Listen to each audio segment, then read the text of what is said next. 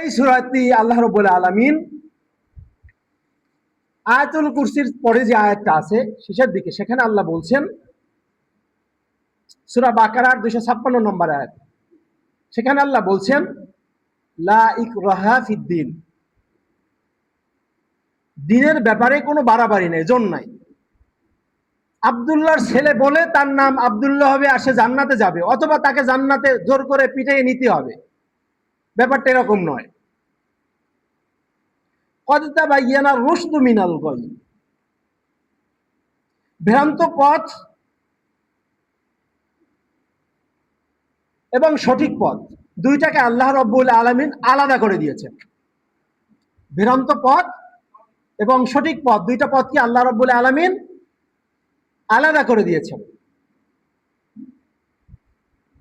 এখন যে কেউ তাগুতকে অস্বীকার করে আল্লাহর উপর ঈমান আনে,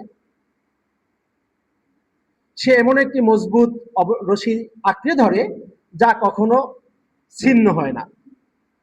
আল্লাহ রাব্বুল আলামিনের বক্তব্য, আল্লাহ বললেন লা ইকরাহা ফিদ্দিন, মানে আমাকে আপনি ইমানদার মনে করলাম, আমি মুসলমান মনে করলাম, জোর করে আমার নাম আব্দুল্লাহ রাখা হলো, আমাকে মোটামুটি মৃত্যুর পরে বলা হলো বিসমিল্লাহি ওয়া আলা মিল্লাতি রাসূলিল্লাহ।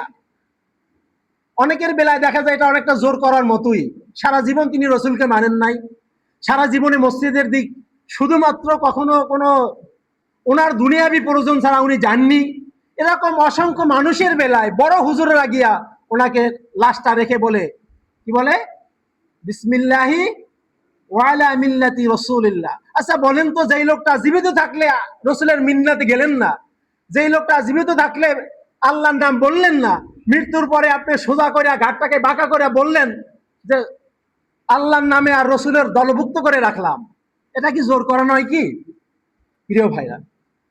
আল্লাহ খুব সহজ করে বলেছেন, আমার কাছে মনে হয় আল্লাহ খুব সহজ বলেছেন, যে তিনি জোর করেন নাই, দিনের ব্যাপারে ন্যূনতম কোনো জোর জবরদস্তি নাই।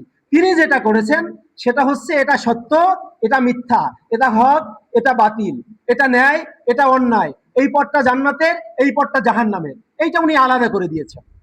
দুইটা পথকে আল্লাহ রাব্বুল আলামিন আলাদা করে দিয়েছেন। তারপরে বলছেন, কি বললেন, قد تبين الرشد من الغي فمن يكفر بالطاغوت ويؤمن بالله। উনি পথ আলাদা করে দিয়েছেন। তারপরে বলছেন তোমার ঈমান আনার পদ্ধতিটা হচ্ছে তোমাকে আগে তাগুতকে অস্বীকার করতে হবে। এই পদ্ধতিটা কার?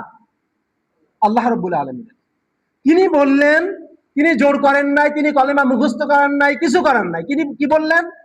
বললেন যে আমি সত্য এবং মিথ্যাকে আলাদা করে দিয়েছি, সত্য মত এবং ভ্রান্ত মতকে আমি আলাদা করে দিয়েছি, হক এবং বাতিলকে আমি আলাদা করে প্রকাশ করে দিয়েছি। এখন তোমাদের কাজ হচ্ছে তুমি মিথ্যাটাকে অস্বীকার করবা, তাগুতটাকে অস্বীকার করবা, অন্যায়টাকে অস্বীকার করবা,